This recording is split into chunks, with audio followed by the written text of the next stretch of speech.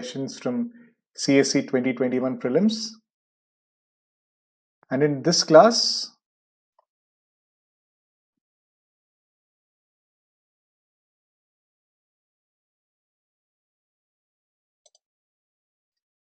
good afternoon everyone. Welcome you all to another class of 1000 most important questions from CSE 2021 Prelims. And this is the part 42. We have finished 41 parts. Slowly but surely, we are completing the 1000 most important questions because these are carefully curated and picked by our faculty and the content developers to give you the most accurate sort of questions which can be asked for our prelims. Right? So let me just join the class. Ask for our prelims.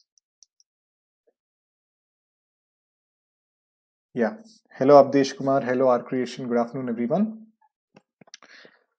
So in today's class, let's discuss 10 more questions, mainly from an angle of science and technology. And we shall see space, we shall see some defense applications, we shall see mostly how questions can be asked from the current affairs, right?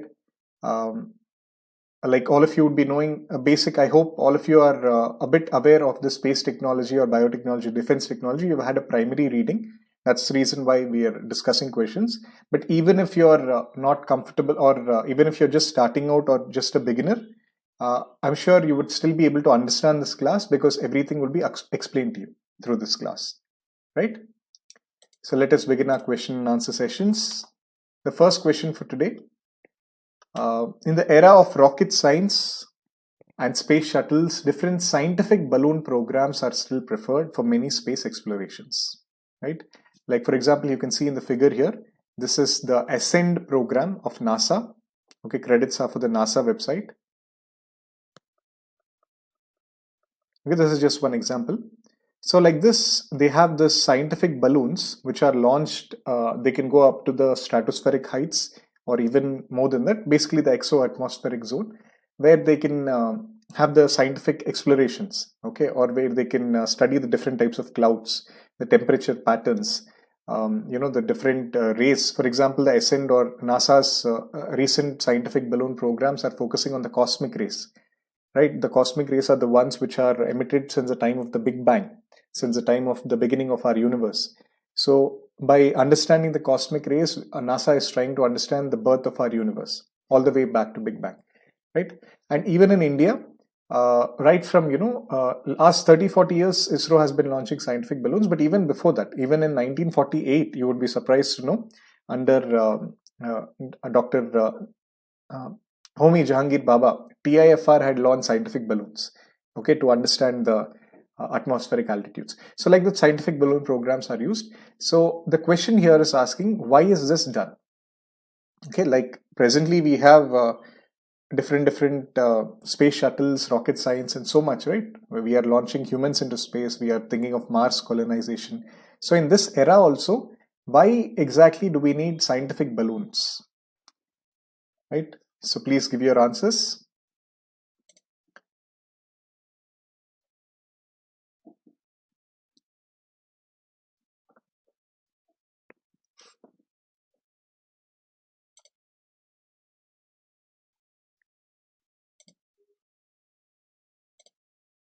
Yes.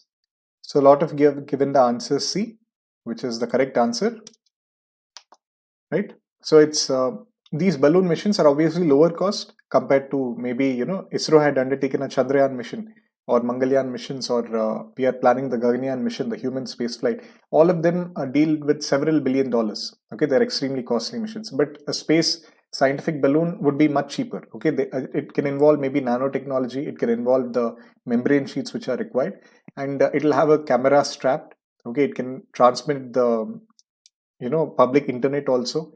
So such things can be done. So it is a lower cost, and obviously their time of planning and deployment is comparatively shorter, right?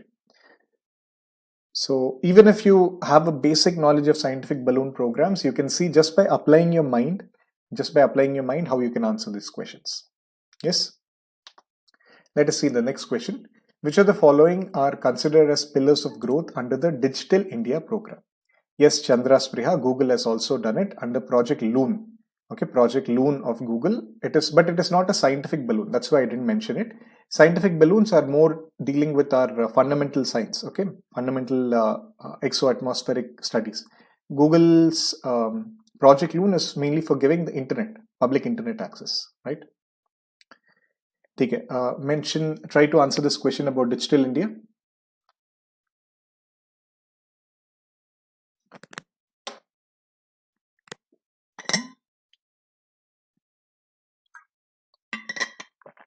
Okay, that's great. All of you have given answer D. Somehow, there is that trick. Many people think that, in science and technology, all of the above tends to be more correct, right? So I think all of you are using that trick quite well. Okay. So unfortunately or fortunately, the answer is actually D, right? It is all of the above. Okay, no, wait. Sorry, they're asking the pillars of growth. Okay, sorry. Yeah. Here we are not asking the Digital India program pillars, but they're asking the pillars of growth, which can be used, but still the answer should be D. Okay, just correct it. The answer should be D. Really sorry. I hope you know Digital India program. It was launched by the government of India mainly to improve the telecommunication system and to improve the public internet access and to have different applications of internet.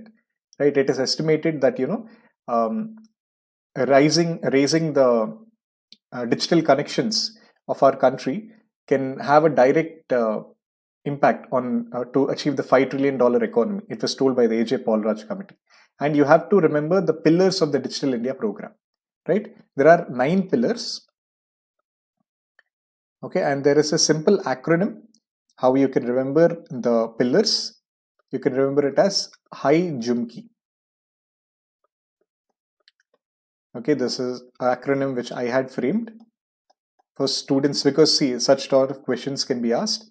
So you should be remembering what are the pillars of Digital India. So for that, you can remember HIJUMKI. What is HIJUMKI? I'll be telling you, but you can repeat after me or you can type in the comments so that it will be revision. We have broadband highways.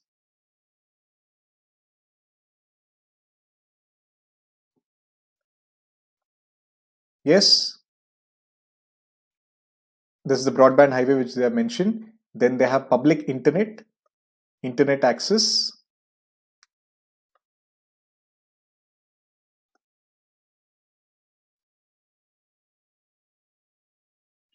Okay, there is no space. I'll just tell. We have e-governance initiatives, right? E-governance initiatives, which you can see. Then there is something called as early harvest. Okay, what is early harvest? Early harvest, the government of India has undertaken several schemes, for improving the digital connectivity in India, even before the Digital India program. The Digital India program roughly came up in 2014, right? But even before that, the government of India had several programs. Like we have our, pencil program, or finding out the child laborers who are working in the country, or there was a program on e-Siksha program. So all of them, like Koya Paya portal is an important example of early harvest, right? So all of these were there before Digital India, but they were not completing. Okay, so to finish them quickly, the government of India had launched this this early harvest as part of our Digital India, which is basically to finish off the schemes which were pending, okay, before the Digital India. Then we have jobs for IT.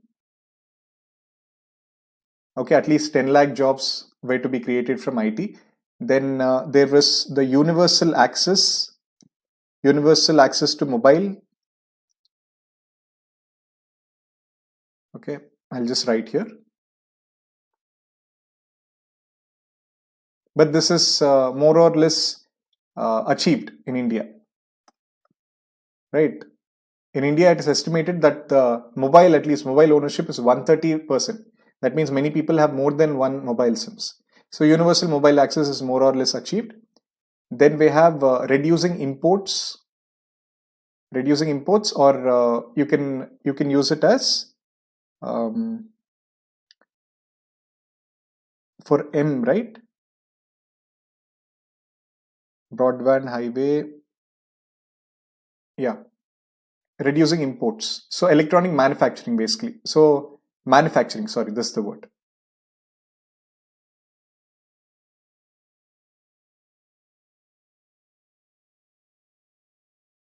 Right? Electronic manufacturing. Even recently in the Atmanirbhar Bharat Yojana scheme, there is one MSIPS. Okay, manufacturing SIPS, which is incentive promotion scheme they have for basically improving the mobile manufacturing or improving the electronics manufacturing in the country. Then we have E-Kranti. Okay, E-Kranti basically deals with the rapid use of IT in education, in health, in policing, in different sectors. Right? For example, your Arogya Setu, you're using Arogya Setu app. That is, you're using IT for health sector, or you're using Swayam portal for education. Right? You are using EPG Pathshala for education. So all of them are E-Kranti. Or you can use DigiLocker, where you can store your certificates online, and if you're applying for a job, they can access your certificates if it's correct or not. So all of that is E-Kranti. It is for people, right? Yes. Okay. Fine. Okay. Next we have the last I. The last I is basically IT for jobs, or IT access for all. IT for all. Okay. So you can remember the pillars of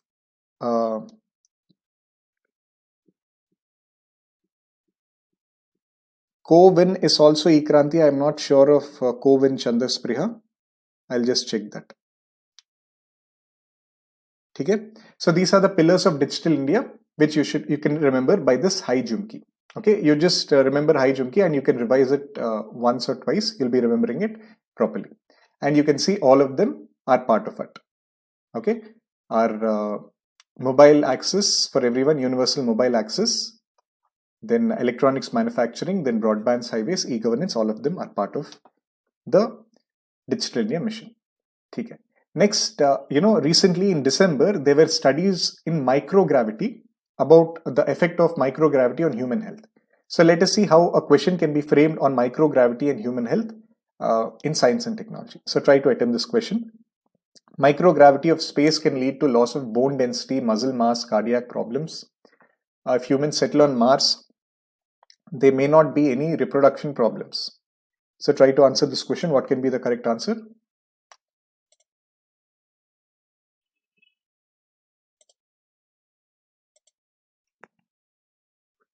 Okay, Sri Kutan, you're giving this answer or the previous question, you're very quick.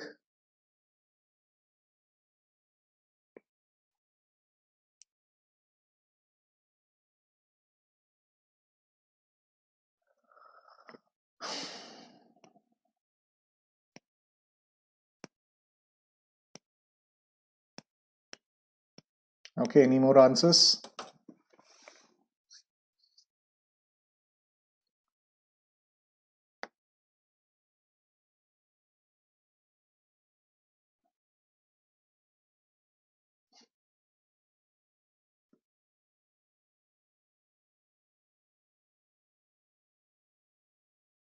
Okay.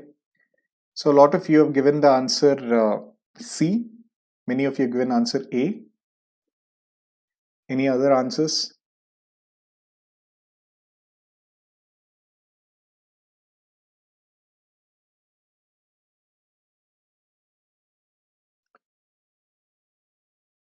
Okay. So this is a very conceptual question. So unless you know it before, you may not be able to answer it. But of course, many people are very analytical or very sharp in that exam atmosphere at least. So you can think of reasons for this. So the concept here involved is the answer is A, right?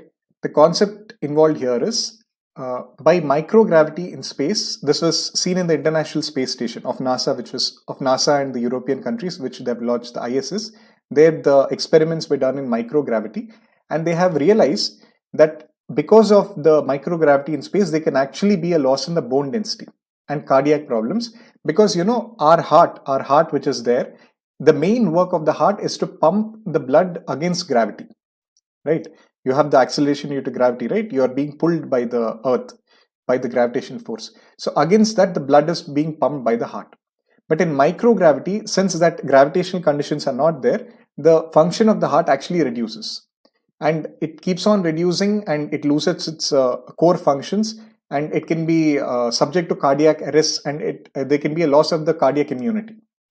Okay, so directly there are cardiac problems, and because the blood flow also would be affected, because the heart couldn't be functioning as fast as it would be in normal gravity, there'll be lower blood cells, okay, and immunodeficiency. So these were studied under the International Space Station. And the other one is there is a direct reproductive problem, because if you in the microgravity conditions, the baby or the fetus which is there, it won't be floating in space, and it will try to align in the direction of the mother, okay, because of the low gravity conditions, and it will attain a very vertical position. Okay, it will have a constant vertical position, the fetus in the mother's womb, and that will be hitting the mother's lungs. Okay, it will be hitting the mother's lungs and chest from inside. So by that, on a long-term basis, there can be a reproduction problems. Okay, this was studied, right? So there's it was written there may not be, which is wrong.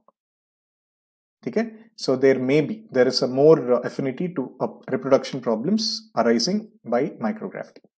Okay, now see, I'm sure all of you in COVID-19, if you've gone out for a shop or for academic purposes or writing any exam, there are pulse oximeters, right? So your finger, you have to put your finger in the pulse oximeter, and it'll judge the oxygen level in your blood. Okay, and it can judge if you are suffering from fever, or if you're a potential COVID-19 victim. So, but as a general aware candidate or smart candidate, you should be knowing how the pulse oximeter works. ठीक है, ये नहीं हुआ कि अब गए और finger डाल दिए और कोविड नहीं है, you came back. ठीक है, that is what normal people do. But being a future bureaucrat, or being self-aware or generally aware youth of the country, you should be knowing how the pulse oximeter works. So try to attempt this question. I'll be explaining you how a pulse oximeter works. If anybody already knows, you can attempt. Okay, there is one issue. When you're answering the questions, kindly write the question number. Okay, like how Abad is writing. He has written 4D, right? Like that, please write. Yes, Chandra Spriha, that is due to lack of gravity, right? Microgravity conditions. Yes, very good. They use infrared rays, definitely, but the concept is more required here. Okay, what do you think is the answer?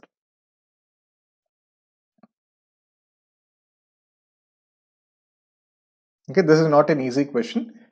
This is quite a tough question. Okay, there are, even in your 100 questions of prelims, there are 20 very tough questions. And those 20 very tough questions are the ones which are there in the everyday life. Okay, the tough questions, ironically, are the ones which you know about in everyday life. So try to attempt it.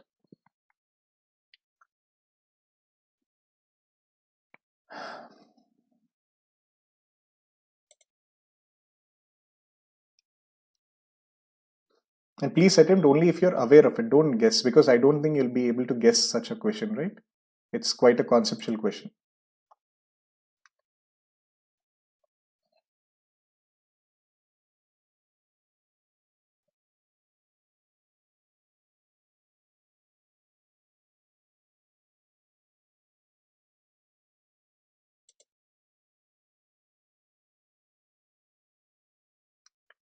Okay. So let me just give you a hint or sort of thing. Okay, try to apply your mind. Okay, I'll give you a hint. Try to apply your mind and give your answers again. As you know, there is hemoglobin, right, in your blood. Imagine if this is hemoglobin.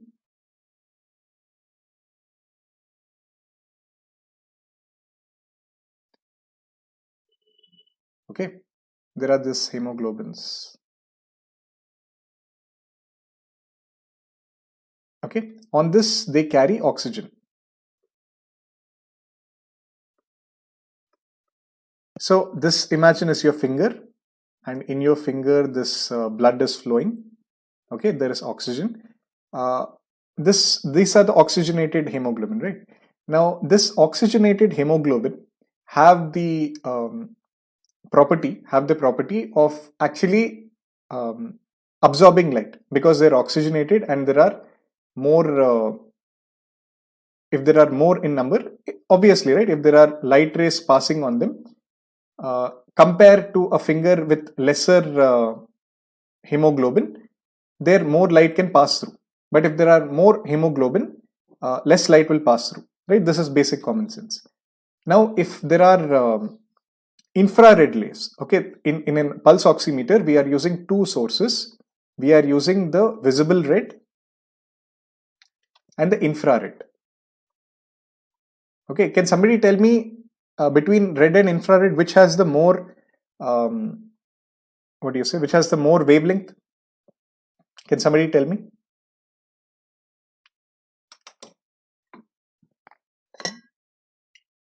Okay, very good, Chandraspriha. Between red and infrared, which has the more wavelength?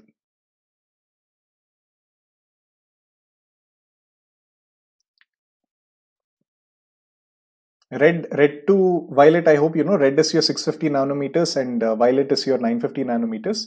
So, sorry, red has more wavelength, 950, and violet has lesser wavelength, right? Because violet is more energetic and red has more wavelength. But infrared and red, in comparison to red and infrared, which has the more wavelength?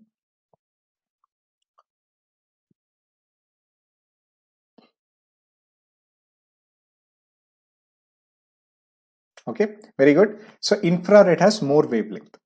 Okay, so that means it has lesser energy. Now because infrared has more wavelength, okay, compared to red if it's 650 nanometers, infrared has more wavelength. Okay, sorry, red if it's, I think, 950 nanometers somewhere. Okay, forget it. If red has I remember it was 650 only, somewhere around 650 nanometers with it, red has more wavelength. Now because there are more oxygenated hemoglobins here, compared to red and infrared, which do you think is absorbed more by the oxygenated hemoglobin? Compared to red and infrared, which would be absorbed more? Because there are more in oxygenated hemoglobin, there are more oxygen hemoglobin, right? There are more oxygen particles. So compared to this and this, which would be absorbed more?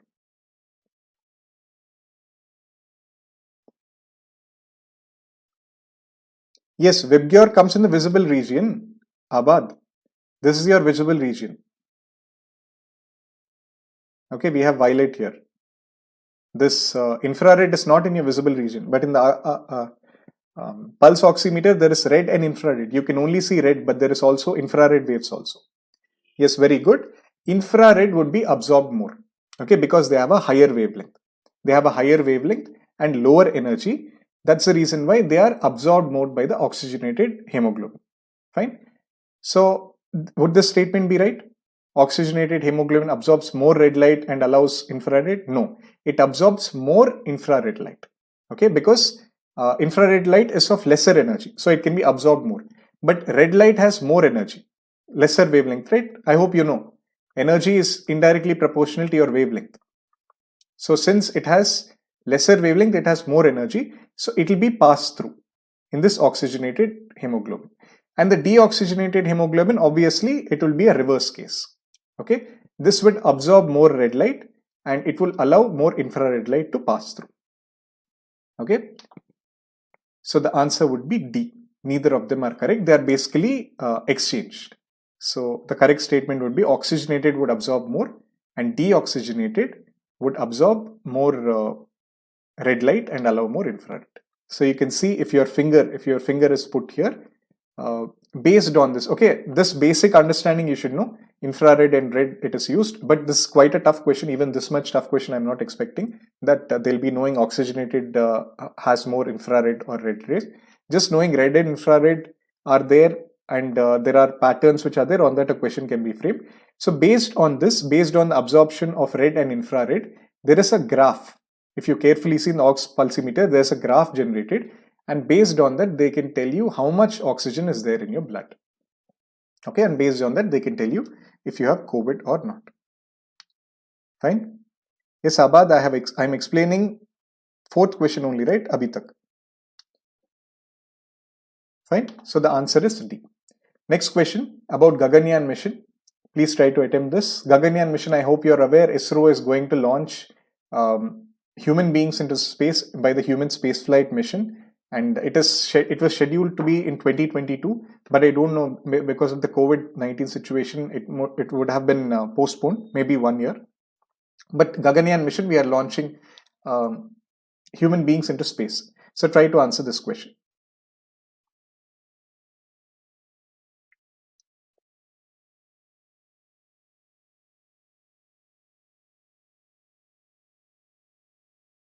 "2023 Basist." Okay, I didn't know. That's fine.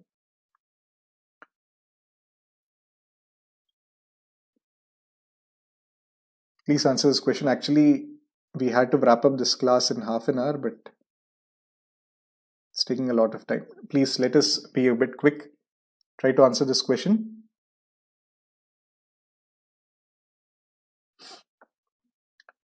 So, yes, Robin Hood Khan, even I have seen that 4 people are being trained, but on ISRO side till now they have mentioned only three people.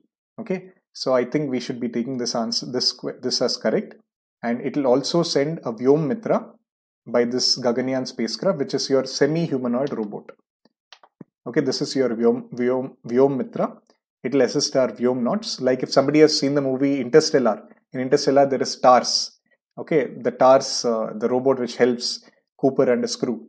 So in that way, we are sending our Vyomamitra, which is a semi-humanoid robot which will help our Vyomnauts, and it will be launched through GSLV Mark III. And GSLV Mark III is not 2-stage, it is a 3-stage heavy lift launch vehicle. Okay, it is 3-stage. It consists of a cryogenic, liquid, and solid stage. Okay, be careful. Fine. Okay. Next question, easy question. Please try to answer this soon. You should be at least knowing these 2 organizations in your preparation for UPSC mains. On these 2, like there are a lot of organizations in our country. ISRO obviously you'll be knowing, but in industrial development and to indigenize the science and technology, 2 main organizations are important. One is DRDO. What is the other one? Such basic questions are also asked. They are easy questions. I hope you should be aware of it.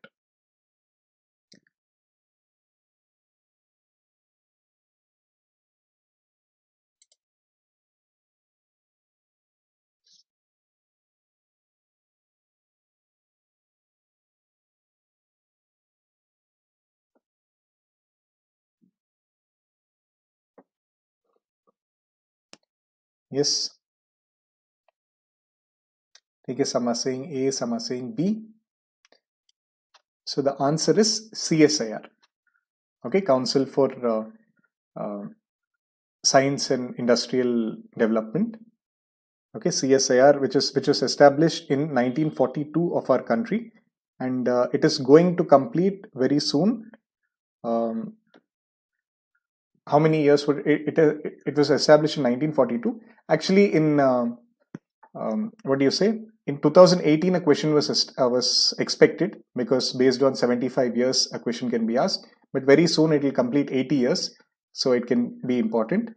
So main purpose of our Council for Scientific and Industrial Research is to develop the IPRs, okay, the industrial property rights, and the most number of patents filed in science and technology in our country are by CSIR.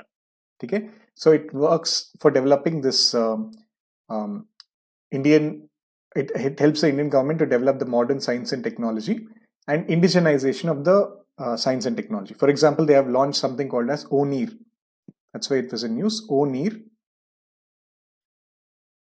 Okay, it is trademarked. It is a water filter by using nanomembranes. So such sort of appliances it manufactures. Okay, next question on pneumococcal conjugate vaccines. Yes, Tanu Krishna, I had taken the ethics classes for mains, and maybe and for the main batch also, for the foundation batch, I'll be taking the ethics classes.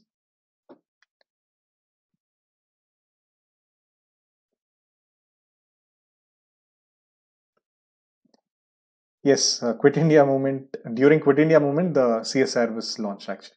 Okay, try to attempt this question. This was actually a question from the CSE 2020.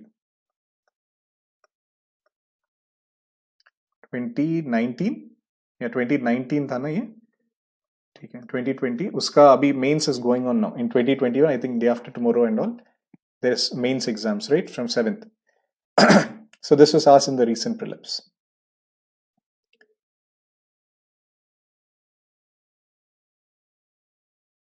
Try to answer this. Pneumococcal Conjugate Vaccines. You can see here, Prevnar was the vaccine which was in news.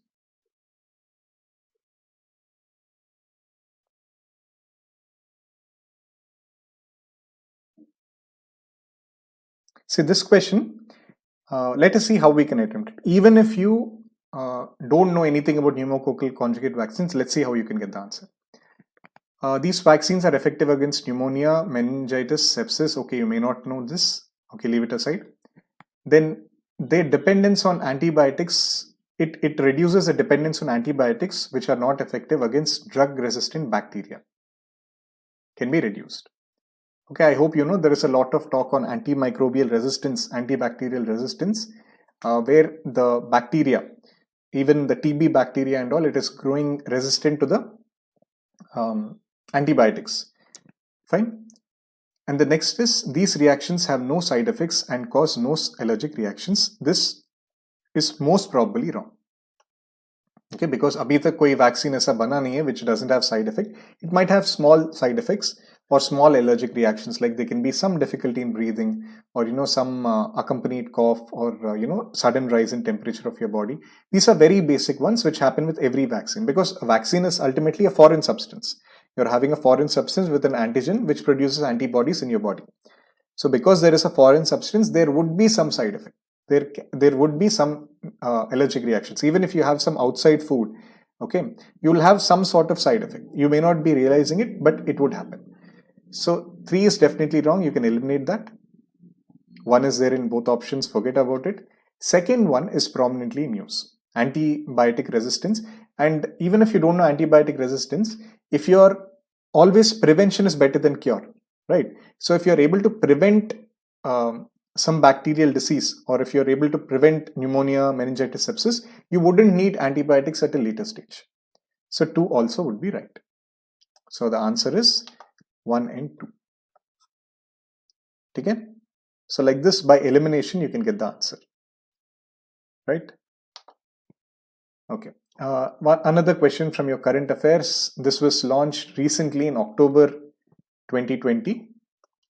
Our Prime Minister PM Narendra Modi ji had launched the first ever seaplane service. Does anybody know where this was launched?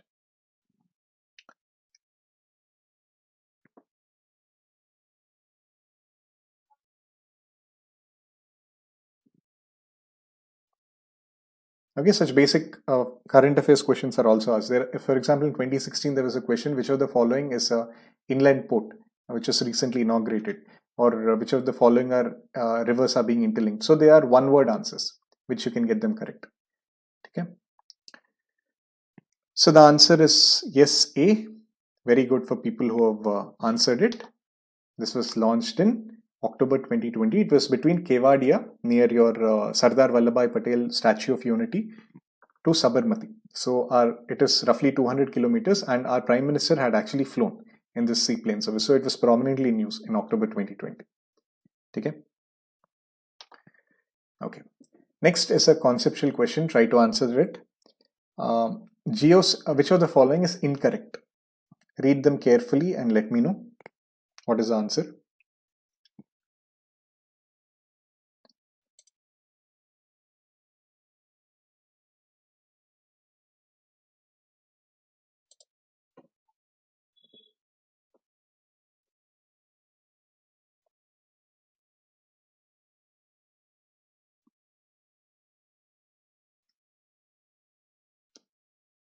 Which of the following is incorrect? I hope you know what is a geosynchronous satellite and geostationary satellite. Geosynchronous satellites are the satellites which orbit around the Earth with with the same time period as Earth. Okay, same one sidereal day which we have, roughly 24 hours. That time period only this satellite revolves around the Earth. Okay, and if that satellite is in the plane of the equator, right, it becomes your geostationary satellite, and that is at a particular height of 35,786 kilometers. Okay, this figure you should remember, 35786 kilometers.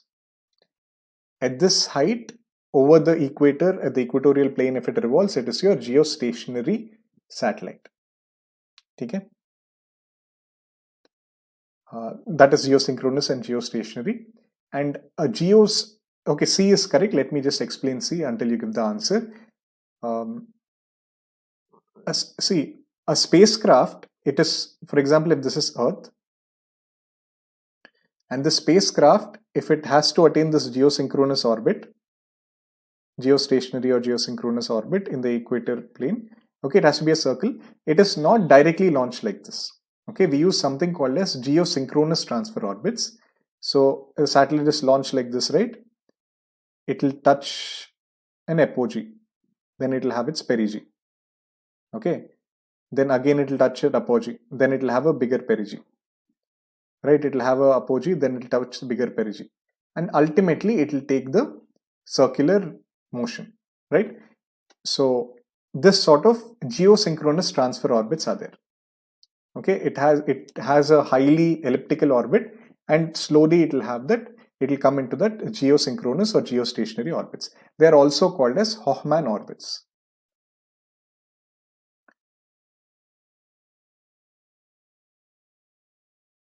Right?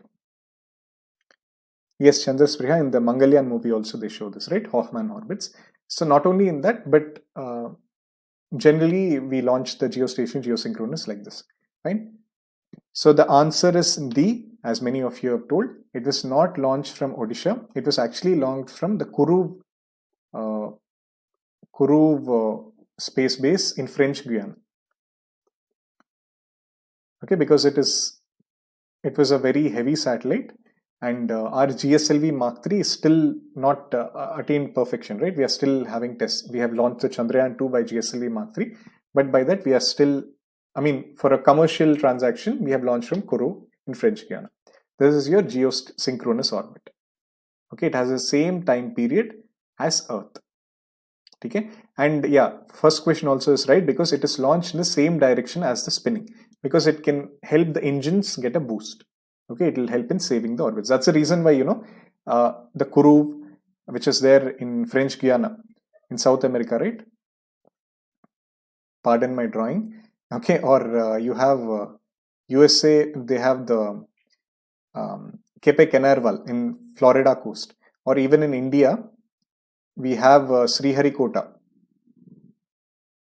What am I drawing? Okay, we have Sriharikota. So all of these are east coast, because the satellites can be launched like this. Okay, and they have the added advantage that if there's any issue, it can fall into the ocean. Okay, so they are generally in the east coast. My drawing skills are a bit better, but since I'm drawing on the board, it's slipping. It couldn't be properly drawn. Okay. Okay. So the last question for today, in November 2020, there are something called as Scorpion class submarines, right? As part of the Project 75, there are 6 submarines, and in November 2020, which was launched. Okay. Project 75 is basically between our Mazagon dock and the French DCNS, Mazagon Dock Limited, basically Government of India.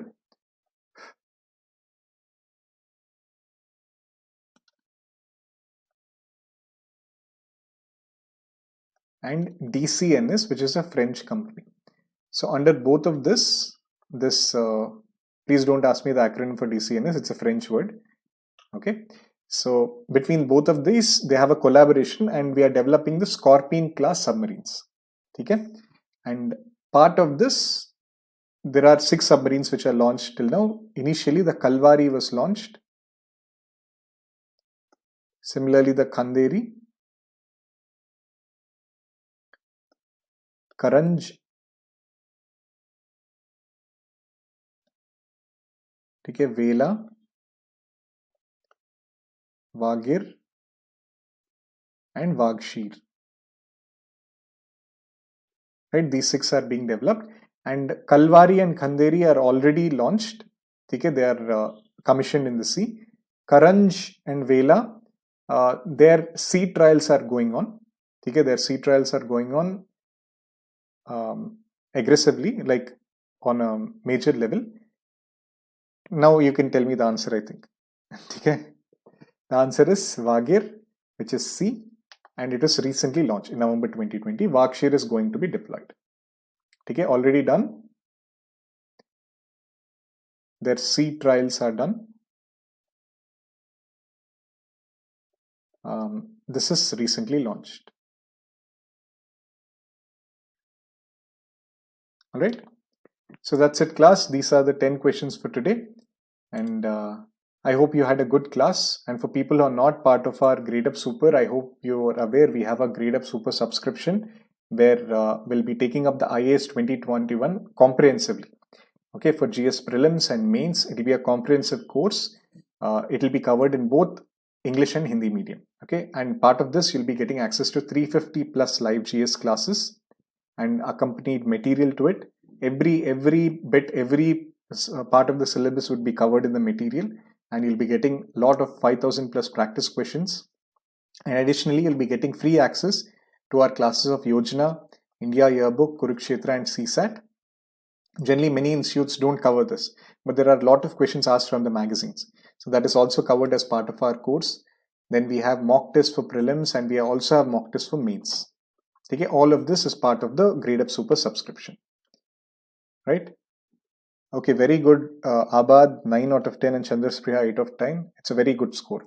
Okay, technically, I think in this exam, even 6 above would have been a good score. Okay, 6 or 7 above. Out of 100, in prelims, at least you should be getting at least, nobody gets 70 correct because you'll be getting a lot of wrong also. But on the whole, if you are 120 plus, you're in a safe zone. So considering that, it's very good score. Okay. Then we have, as I told you, we have the IAS 2021, which is the flagship course. And apart from that, we have the EPFO course. Okay, EPFO, which is going to be conducted in May 2021, which has 421 posts, which is conducted by UPSC, which is a very good exam. For that also, there is a comprehensive course. Then we have the NCRT module. Okay, for absolute beginners who have no idea about UPSC preparation and so on, from the absolute ground zero, it will be taken up. The classes in NCRT. Okay, and this is our faculty. I hope you are aware of our faculty. We come on the various free classes also, and we'll be taking up the classes for the paid courses, the Gradeup Super subscription. And all of us are given mains, interviews, and have years of teaching experience, right? So these are the costs of the programs. And for enrolling or any doubts, you can please contact our counselors, our academic counselors. Any doubts, even your preparation or how to take up studying, you can contact our counselors. And apart from that, for people who are watching on YouTube, we also have, I would advise you to please migrate to the Gradeup app, where on Gradeup app, you get reminders for the classes which are going to be conducted. Like there is a daily editorial analysis. There is a EPFO analysis at 5 p.m. There is a special 5 lectures. Okay, on one topic, comprehensively discussion would be done. Then at 8 p.m. there is a rankers series. And at 9 p.m. we have the current affairs. Okay, like a schedule, rather than wasting your time on Facebook or YouTube or social media, it's better to productively use your time in Gradeup app. Okay, so it's actually good to be addicted to the Gradeup app, where it's actually like a social media where you can interact with friends. If there is a live class, you can come and attend the class. You can interact with the faculty. You can ask us doubts, and it'll be a good Gradeup family, right? So thank you so much. Shweta Tripathi, I'm sorry, this class was an English class, but आपको कहीं दिक्कत हो रहा होगा, आप मुझे पूछ सकते थे हिंदी में. I would have told you, right?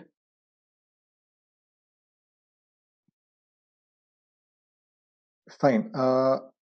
What's new today? For CDS, there is a different batch. Okay, for army examinations, you can log out and under home you can see the CDS batches are there. Okay, but if you're also planning to prepare for UPSC, You can prepare UPSC preparation for prelims. CDS would be easier for you. You can just read the current affairs easily. I mean, on your own or through the Gradeup support through the free magazines. CDS would become much easier for you if you enroll for the UPSC batch. Okay. But there is a dedicated army exams batch also, right? Right. So thank you so much, people. Let me end the class. It was good interacting with you. Thank you. Let us meet again for another free class or maybe on the Gradeup Super classes. Okay. Bye. All the best. Keep studying well. Where can you read this current affairs new? So Bandhavi, as I've showed, we have a daily current affairs analysis. Every day it's taken up at 9 p.m. by Rohan Tyagi sir. Apart from that, we have the Gradeup Super Gradeup magazines, monthly magazines. You can see on the site. On the prepare, you can get the magazines. Okay. Okay. Fine, Bandhavi. But InShots are the ones which help you develop your analytical skills. If you're having problem with the InShots, then you can see the monthly magazines. Okay. It's a more analytical way, and you can even target the mains questions through that. Right. Fine. Okay. Bye bye everyone. All the best. Keep studying well. Prep smart. Score better. Go Gradeup.